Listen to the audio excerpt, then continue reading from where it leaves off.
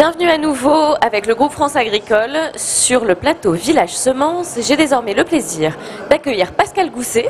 Bonjour et bienvenue. Bonjour. Vous êtes formateur à l'INBP, l'Institut National de Boulangerie-Pâtisserie, et nous allons parler ensemble de l'évolution du métier de boulanger. Oui, tout à fait. Donc, je vais vous apporter quelques éléments supplémentaires en ce qui concerne donc les apprenants et les personnes qui viennent en reconversion à l'école pour apprendre le métier de la boulangerie. Merveilleux, donc des nouveaux profils, mais d'abord pour faire un petit peu le point sur ces 30 dernières années, quelles sont les évolutions majeures du métier de boulanger des dernières années ? Alors, il y a la grosse évolution qui a lieu, donc on est revenu sur des pratiques ancestrales le 13 septembre 1993. Donc là, on a remis au goût du jour le pain de tradition française. Donc là, le pain de tradition française, c'est quoi? C'est des farines. On utilise des farines de qualité avec des process un petit peu plus longs qui vont développer donc des ferments dans la pâte qui va apporter du goût et de la qualité et une bonne conservation.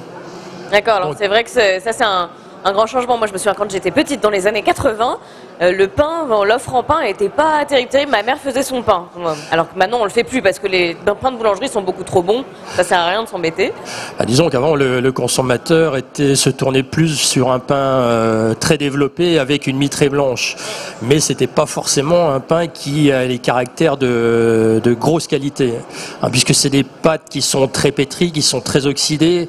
Donc là on va pas forcément avoir les intérêts nutritionnels que l'on peut trouver sur le pain de tradition française.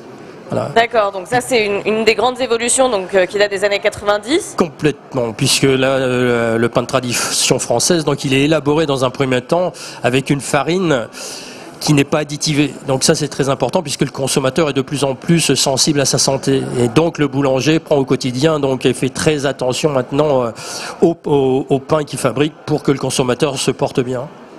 D'accord.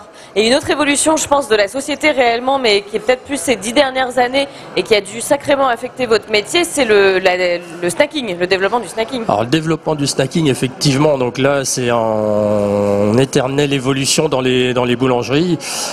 Pourquoi ? Parce que le quotidien du consommateur lors du repas a bien changé. Il a de moins en moins de temps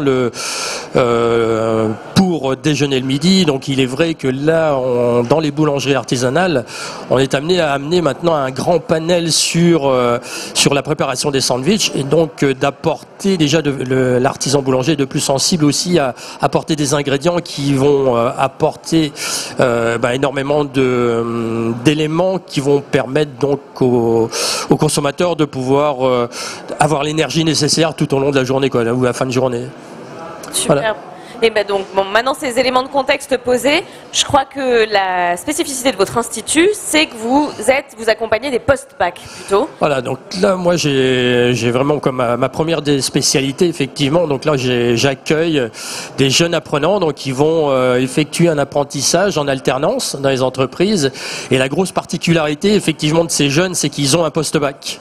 Donc c'est des jeunes qui ont un profil à mes yeux qui sont très intéressants parce que sur le plan de la formation ça va être des jeunes qui au niveau de l'assimilation vont avoir une assimilation plus rapide, ont plus de maturité et lorsqu'ils prennent la décision en tous les cas de venir faire un apprentissage après le bac, c'est une décision qui est en tous les cas plus fondée.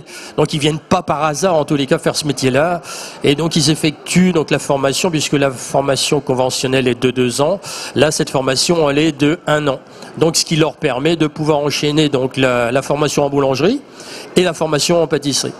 Donc d'avoir les deux casquettes en 2 ans. Est-ce que vous avez remarqué au cours des dernières années, encore une fois, une différence dans les profils? Est-ce que les profils des étudiants ont évolué? Alors le profil, donc là, effectivement, donc la deuxième partie de mon travail à l'Institut, c'est aussi de former des personnes qui viennent en reconversion. Donc, et ces personnes viennent de tout horizon. Donc sur le plan professionnel, j'ai formé des pharmaciens, j'ai formé des gestionnaires qui viennent apprendre le métier et se reconvertir dans l'artisanat de la boulangerie-pâtisserie. Alors ça c'est un mouvement qu'on voit beaucoup partout en agriculture aussi, on les appelle les non issus du milieu agricole, les néo-paysans. Là c'est les néo-boulangers, c'est vraiment des gens qui sont en recherche d'un métier qui correspond à leurs valeurs, Et c'est très très intéressant et du coup c'est vrai que pour leur projet ils ont une idée bien plus claire de ce qu'ils veulent. Bah disons quand ils arrivent à l'école ils ont pratiquement déjà un projet professionnel. La plupart, puisque c'est des adultes, ont la plupart donc le projet de reprendre une entreprise ou de faire une création d'une entreprise artisanale en boulangerie.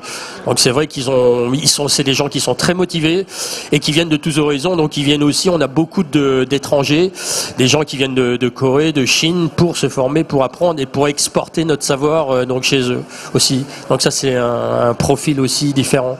Le savoir-faire français qu'il faut valoriser. Complètement, et Dieu sait qu'on peut le valoriser puisqu'on est quand même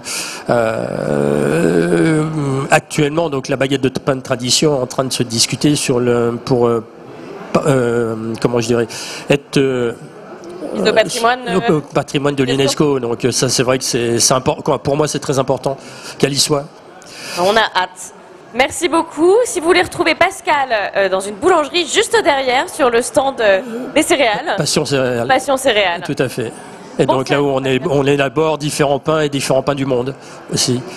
Et je crois même que vous pouvez nourrir, il n'y a pas une histoire de nourrir les cochons, faire des aliments pour les cochons sur le stand, enfin, il y a plein d'activités sur le stand. Il y a plein d'activités, effectivement. Et puis donc là, je vous avais amené aussi avec un petit panel de pain. Donc là, on a sur la base donc du pain de tradition française. Donc là, la différence que l'on peut avoir pour décrire la bonne qualité d'une baguette de pain de tradition française. Donc le pain de tradition française, c'est une baguette qui a très peu de volume, qui a une densité très légère, qui a une belle croûte épaisse, bien dorée. Là, vous apercevez, donc le boulanger a bien travaillé puisque vous avez 4 belles grines qui s'ouvrent. Donc la grine, c'est ceci.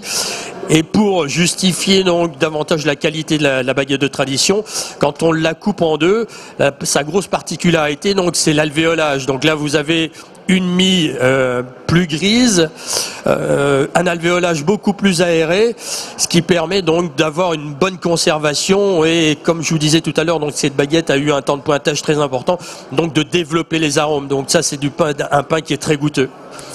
Ça donne faim. Ouais. Je vous remercie Pascal. Je vous en prie, ça a été un grand plaisir. À bientôt.